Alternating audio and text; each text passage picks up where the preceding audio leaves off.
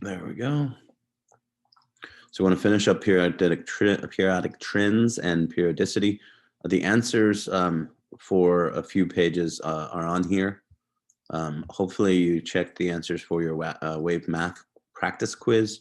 There is no submission for those, so you don't have to submit either one of the practice quiz here or here. So don't worry about that. And then tomorrow, I decided that you'll do the study guide for test 1, and we won't need to meet if we get through everything today, which I think we will. So basically, you'll be able to spend that hour working on this study guide, and it's the last page of the packet. It says basically, let me show you real quick. Turn on the visualizer.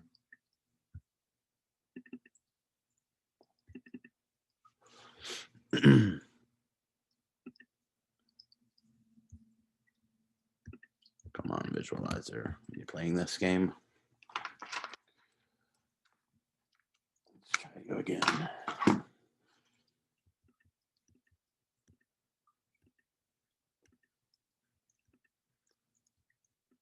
Disconnect this camera. Sometimes it plays silly games. Let's try this.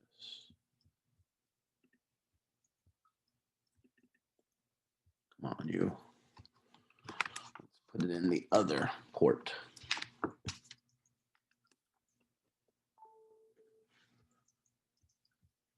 Today. There we go. Nope, still not reading it for some reason. One more time. There we go. Sorry about that. Basically, it is this page right here, study guide for test 1. This is an older study guide. We used to do this in CP chemistry. This is a first unit, but this is a review for X chemistry as well. We did the same thing in CP and X chemistry for this unit. So there's a good review of everything we've done the past 2 weeks. It's got the math equations that you did earlier in the week down here as well. Then it's got a review of the box diagrams as well as the orbitals, and then it reviews over the electron configurations.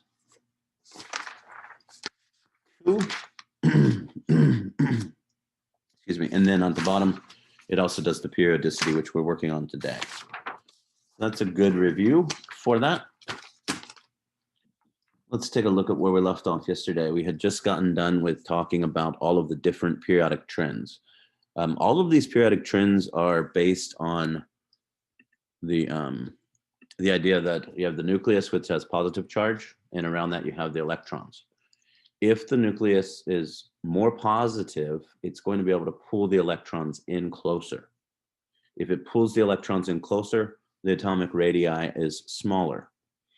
That also protects the electrons from being pulled away. So if it is pulled in closer and the atomic radii is smaller, that means the ionization energy, or the energy to pluck off one of those electrons from something else coming in and grabbing one of the electrons, that's harder to do because it's going to take more energy to pull that away because it's closer to the nucleus. If the electrons are closer to the nucleus, because of that nuclear charge, and it's smaller, it also allows the nucleus to possibly attract electrons from other particles. And that is what electronegativity is. Electronegativity is your ability to have your nuclear charge attract electrons from something else. So that's basically what we did yesterday. We showed you the trends. We said fluorine is one of the smallest active molecule particles. And francium on the opposite end in the bottom left-hand corner, it is one of the largest. So that means that since it's the largest, francium, whichever one, that means its ionization energy is going to be very low, and its electronegativity is going to be very low because it has all those electrons around it that whenever it tries to come into contact with something, it's going to end up repelling it. Those electrons are out there as well, so the ionization energy for that is going to be relatively low, which means that something can come in and pluck one of those electrons away. Those are the bases of what all of this is. Keep in mind that next week is the final exam review sessions. If you take a look here, this is the schedule if you missed us yesterday. One other thing that I did put on here, you may have saw this, is this assignment.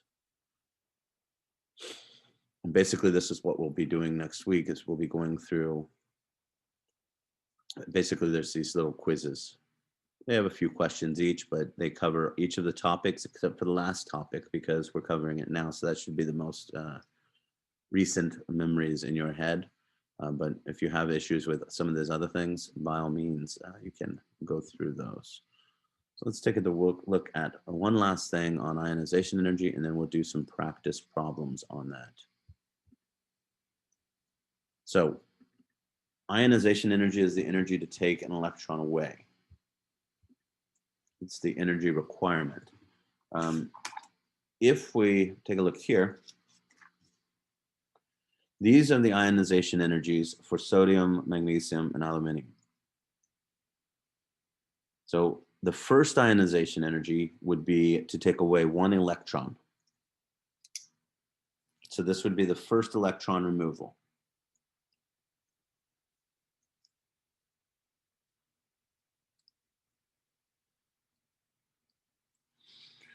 To take one electron away from sodium takes 495.8 kilojoules. To take a second electron from sodium, it takes 4,562.4 kilojoules. So after you've taken away one, which was relatively easy, to take away a second one would be very, very difficult. If somebody want to tell me why that is, and I'll show you sodium is on the periodic table here in group 1A. Why is it easy or have a relatively low ionization energy for one electron, but the second one, to remove a second one on there, is very difficult? Who wants to tell me? Is it in a energy level that has more electrons with it because the first one's by itself?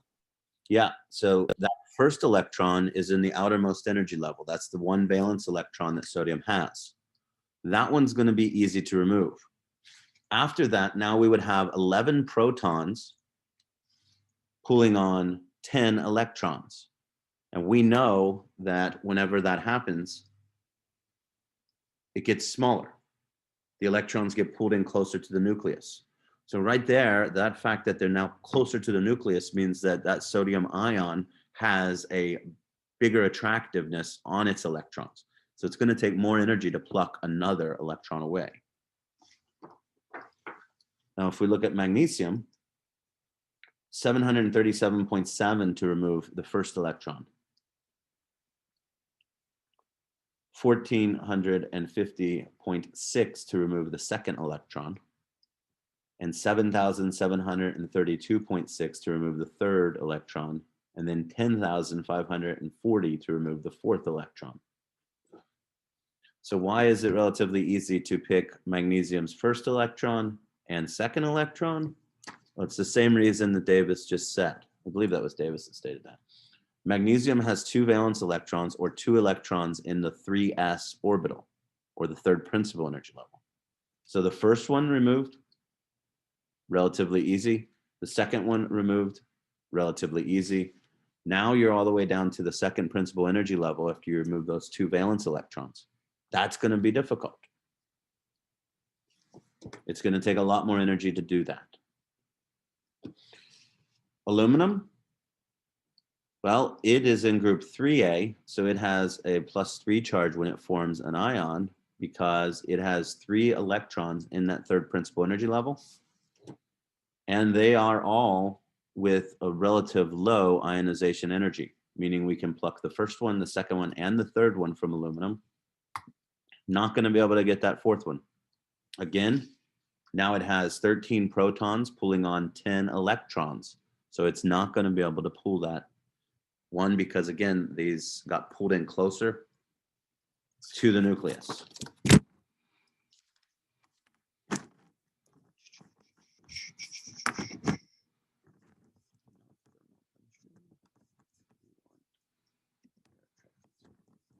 So if we take a look, when these things form these,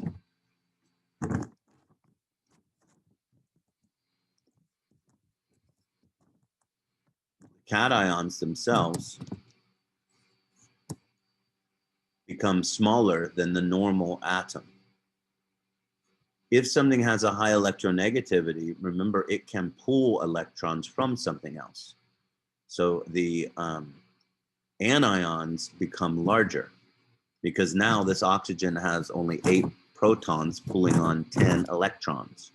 So it becomes bigger. So cations are normally formed from, let's see if I can make this bigger for you guys.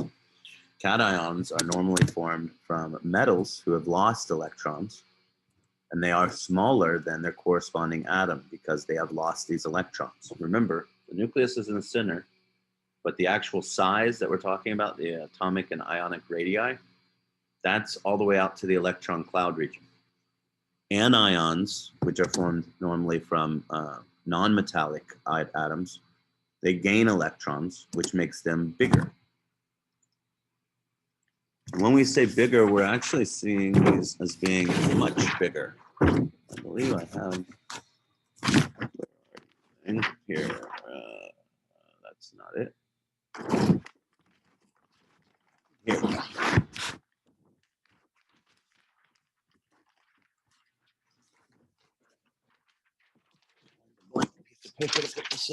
So if we take a look at the size of a lithium versus the size of a lithium ion, we can see that the lithium is 1.23 picometers versus the lithium ion, it's almost halved by losing that 1 electron. Sodium, a little bit more than, a little bit less than half again. So we take a look, here is the atom, we lose an electron, it pulls those tighter in. And that makes sense with what we're saying with the ionization energies, because we're seeing that, yeah, it's easy to take 1 electron, but now it's much smaller, so it's going to be much more difficult to take an electron from it. If we take a look here, fluorine atom, when it gains an electron, it gets much bigger. Is that double? Yeah, that size is doubled, right? Here, chlorine, almost doubled when it forms the chloride ion. Again, that's because you have that nuclear charge pulling on now more electrons. It's more electrons than it had before. So it makes sense that it's not going to be able to pull and hold those as tightly as it can. When it's just its atomic form, it's going to get bigger. It's going to expand.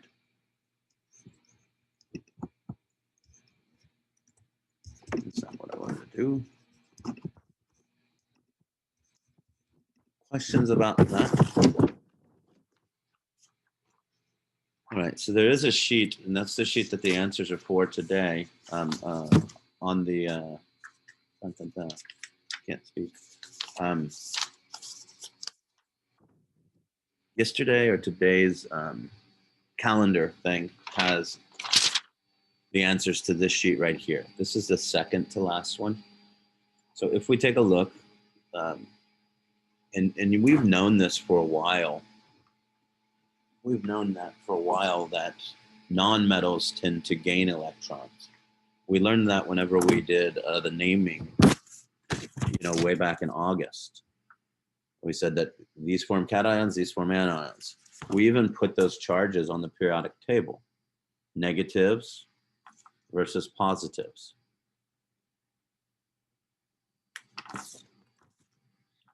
So nonmetals tend to gain electrons. Now we know the why. Why do they tend to gain electrons? Because their electronegativity is high. So it makes sense that they would gain these electrons. Metals generally have less than 4 valence electrons. Well, we've seen that on our periodic table by knowing the group numbers tell us the number of valence electrons. Or you could write out the electron configuration at this point, and you would be able to see that you're always going to have like it end in 2s2, or even iron, or I'm sorry, lead would be 6s2, 6p2. So that's still 4.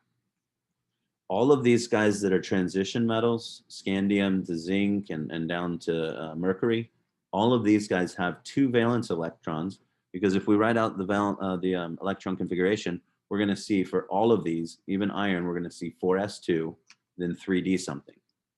The valence electron number is equal to the number in the outermost or highest principal energy level.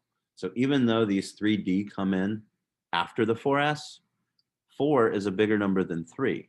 That's where these 2 electrons are. They are in the 4th principal energy level. So all of these guys would have 2 valence electrons. So metals generally have less than 4 valence electrons.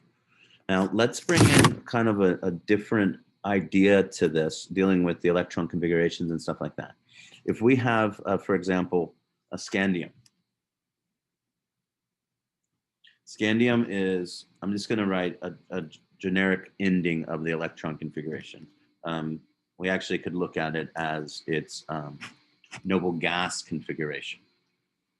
So there's our argon. We're not worried about these electrons because these electrons are locked up. You know, we have these other energy levels that we can deal with. So scandium is 4s2, 3d1. Hopefully you can agree with that. Remember, the D's are always one behind. Now, scandium can form a positive 2 ion. How would it do that? Well, it would have to lose 2 electrons. Which 2 electrons do you think end up getting taken?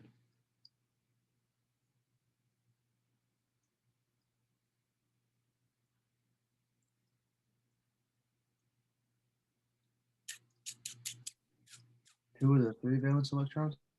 Yeah, 2 of the 3 valence electrons is correct. Good. I can't argue with that answer, but I meant more specifically like which set.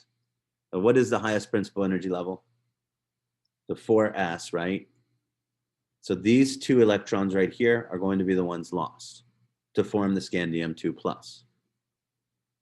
That's going to put this 3d one, it's probably going to pull it down into maybe the 4s or something like that, but there's going to be some electron rearrangement going on.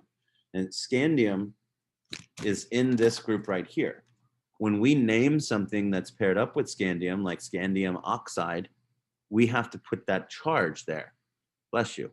So we would put scandium 2 oxide for this if it were SCO. Now, if it were SC 2O3, what would we call that?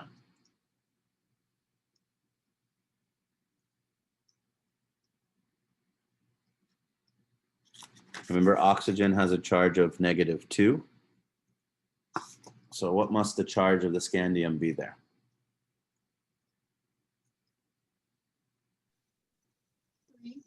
3, right? I can do it like I do it for the Saturday Science kids. Remember when we did this earlier in the year? So we know there are 3 oxygens there, each one with a -2 charge. That's a total of -6. What must each of these charges be? Must be 3 plus. Or if you're more math inclined than you are looking at diagrams, 3 times 2 divided by 2 is 3, right? So that's scandium 3 ion.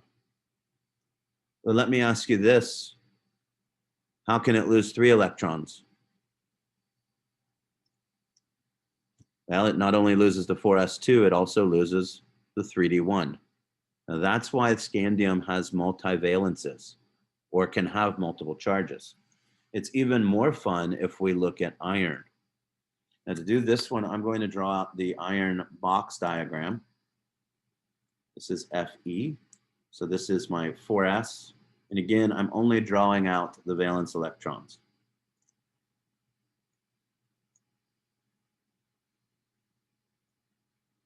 So this is 3D. So if we take a look, 1, 2, 3, 4, 5, 6. So iron is at 3d6. Remember Hund's rule, 1, 2, 3, 4, 5, 6.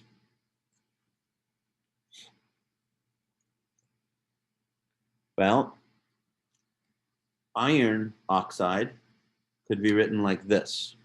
What's iron's charge if it's just FeO? 2. Yeah, good. It's a +2. So that's a +2. Which electrons do you think will be missing if it's iron 2?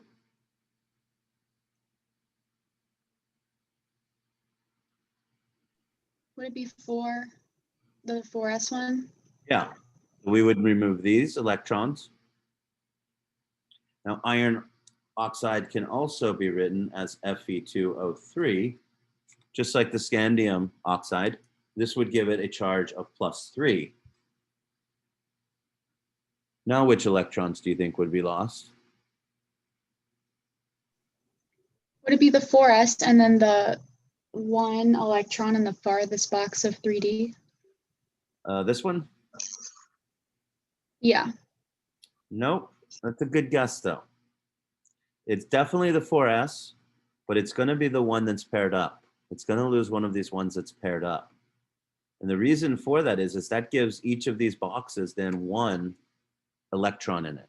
And they're able to actually, maneuver and arrange themselves out from each other, that they don't interfere with each other anymore.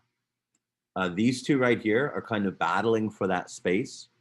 So it's going to be one of these that's going to actually be plucked.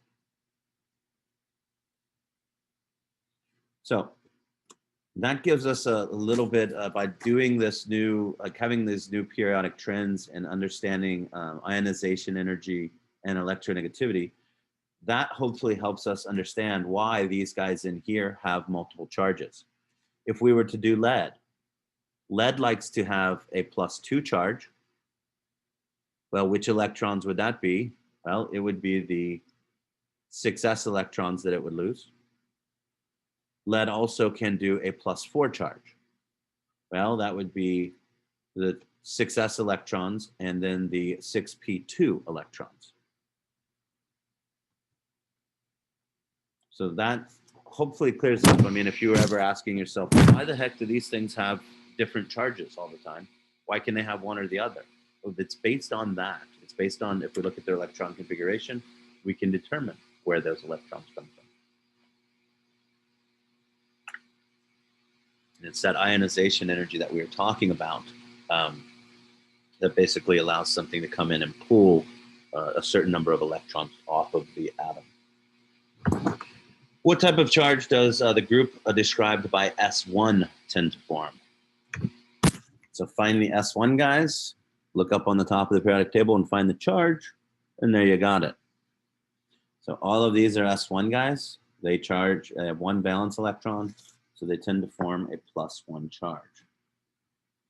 Describe the P4. Well, here's the P block, and basically this is just an exercise to get you used to using the periodic table to quickly understand things like P1, P2, P3, P4. P4 is the chalcogens or the oxygen family, and so that is going to have a -2 charge. Very similar questions all the way down. Down here, this is a quick thing for you to maneuver yourself around the periodic table.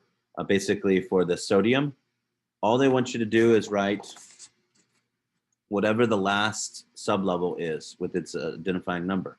So sodium, we would just put 3s1.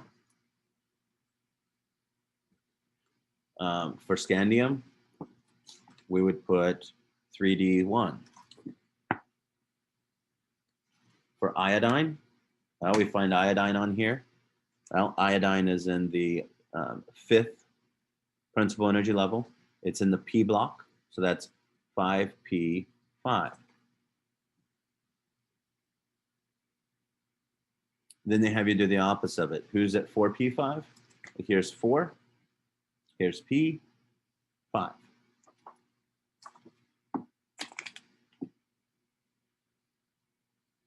And then the shorthand is known as the noble gas electron configuration. So if we were doing yttrium, we would find the noble gas that's directly before yttrium, which is krypton.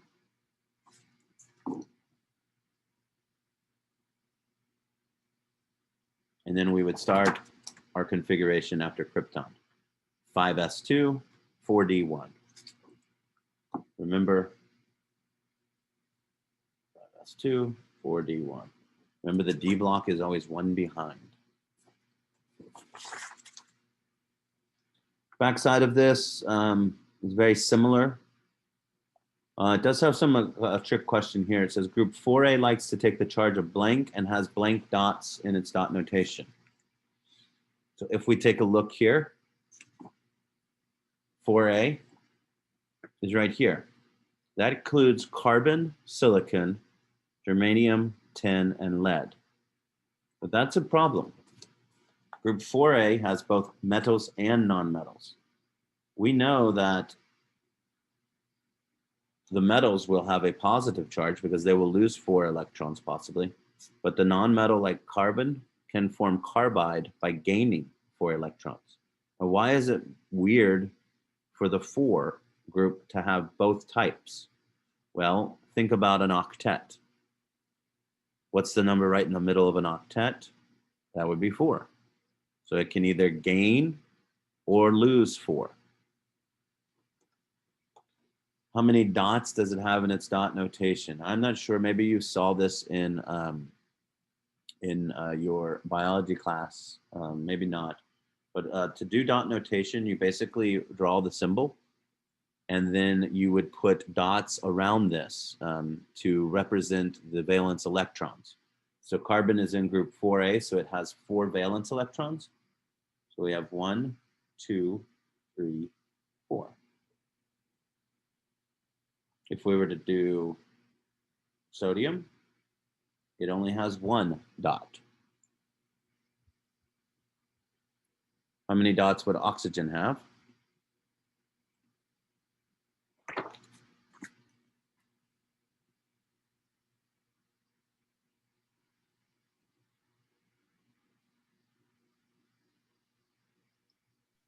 Is it 6? Yeah, it's in group 6A, so it would have 6 dots, 6 valence electrons. If you wanted, you could sit there and do, oh, well, 2s2, 2p4.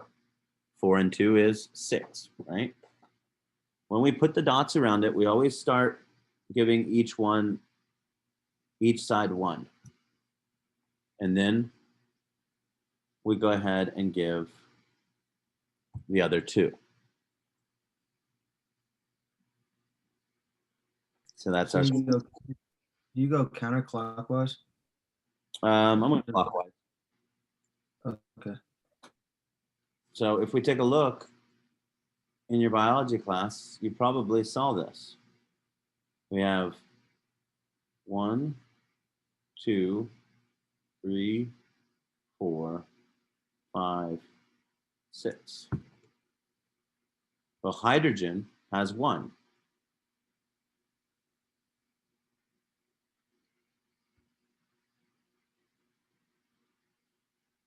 So what will end up happening is 2 electrons are required to form what we call a bond in chemistry. You could rewrite that like this. That is the molecule known as water, right? Or how about if we have carbon? 1, 2, 3, 4. We add hydrogen to it.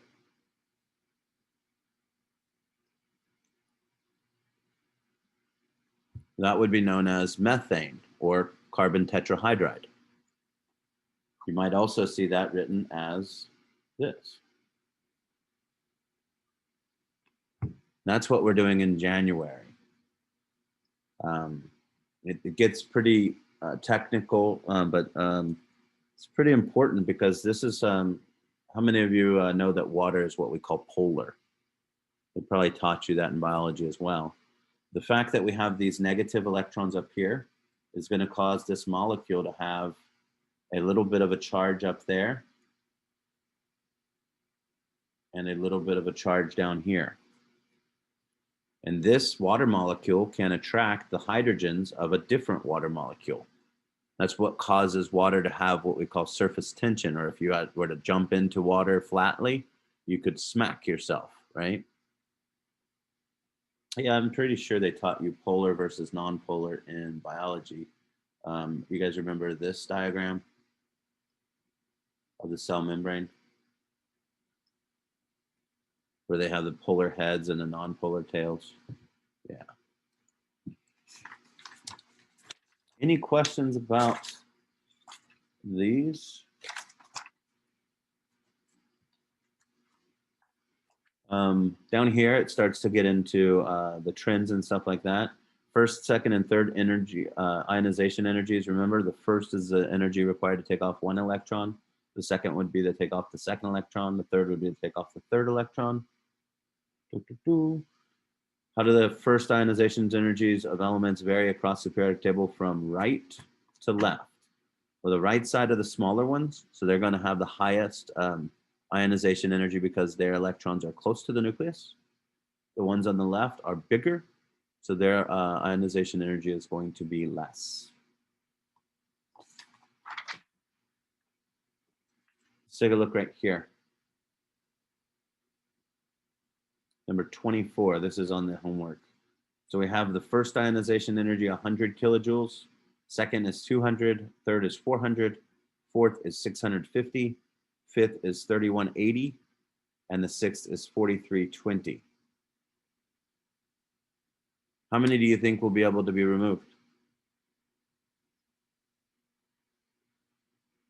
Davis says 2.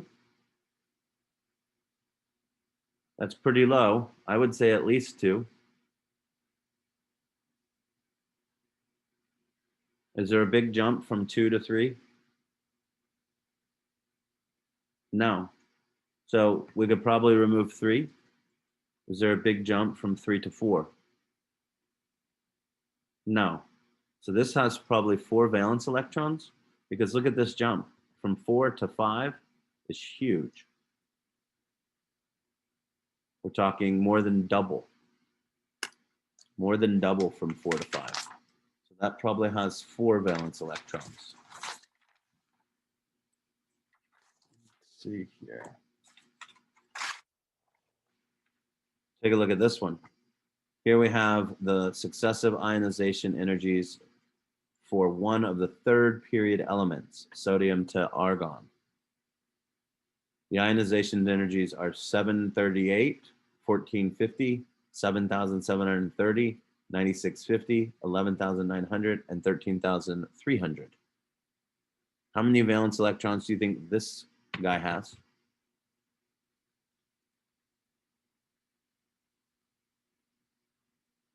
Davis is correct. This one has 2. The big jump is between the second and third ionization energy. So if we know that this element has 2 valence electrons and it's in the third period, that narrows down the element to magnesium. We would know that element to be magnesium.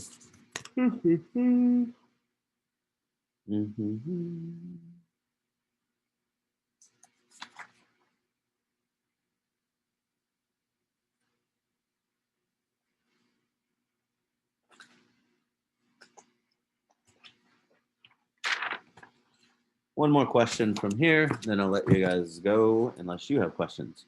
Take a look at these. Bromide with 2 negative, bromide with 1 negative, bromine, bromine cation, or a bromide cation with a positive 2. Out of these 5 things, which one would be the smallest? So what that means is which one will have the electrons pulled into it the tightest? Would it be bromine cation 2? Yep. bromine cation 2 has 35 protons pulling on 33 electrons. It's going to pull them in very, very tight. This would be the largest because now we have 35 protons pulling on 37 electrons. It's not going to be able to pull those in very tight. So Br2+. All right. Cool. That's what I got for today. Tomorrow you should do that review that we talked about. I will put up the answers. Actually, I have the answers put up for, let me get out of this real quick. Get rid of you.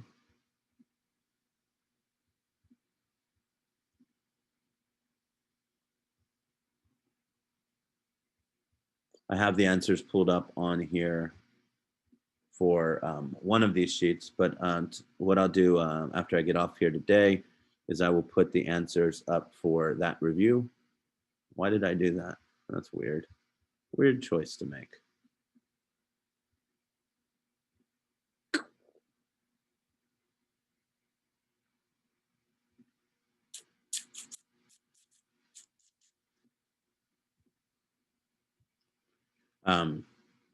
Here are the answers to the periodic trend page that we just started.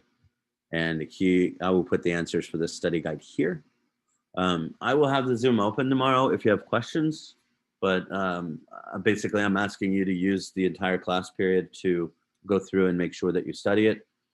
The reason for that is I'm going to be recording the me solving the final exam review packet again for the second half so that we can have those videos up on the Canvas for next week as we go into our final exam review study sessions. You're more than welcome to join me and go through problems, or you can just use that time to watch the videos. They're probably about 20 to 30 minutes each. So, I mean, each one is almost a whole class period each day.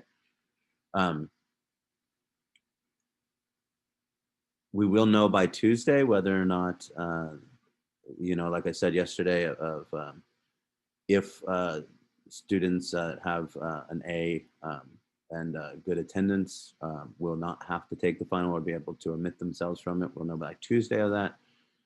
During the department meeting today, it looked like it's less likely to happen. So probably a 10% chance of that now, unfortunately. So, don't count on that, please. That's all I got. Have a great day. If you do have questions, by all means, stick around. Other than that, you got 10 minutes that you can use for work time. So why was it that in scandium you would remove electrons from 4s2 before 3d1? So if we take a look, the 4s is of a lower energy, but that sphere is a lot further out there. The electrons for the D, that sphere has a bigger space. So those electrons have a bigger probability of being further away from it versus the 3D. And that's because of the number? So like 3 would be? 3 would be part of the third principal energy level still. And okay. That's why it goes back one in a sense as well. Like the D's are always one behind the principal energy level for each period. Okay, so like in number 6, how does where does F go? Is that the same type of thing? F is always 2 behind. Where are you at, number 6? Which one?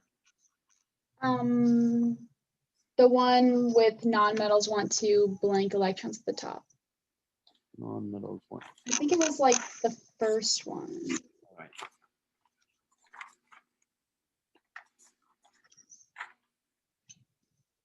Which one fills in first? Okay, let's take a look. Bum, bum, bum, bum. So if we take a look here, 7s, 4f, or 5d. So here is 7s. Now I'm going to zoom a little bit so you can see that a little better. 7s is here. Notice the atomic number 88. But this is not atomic number 89, right? So when we go here after 7s, we drop down to this one right here, 89. So this is 4f and this is 5f. 7s, and then these guys are always 2 behind the principal energy level. So 7s goes to 5f. And then it goes to 102. And then you would go back up to 103. And since this is D, this would be 1 below the 7. So this would be 6D. So 7s fills in, then 5f, and then 6D. So which fills in first? Well, 7s is going to be well after 4f and 5D. So let's take a look at 4f. 4f is at 57. That's right after 6s, then 4f, and then back up to 71 for 5D. So the one that fills in first out of these three would be 4f. Okay, that makes sense. If this said 6s instead of 7s, then it would be 6s would fill in before 4f and 5D. All right, thank you. You're welcome.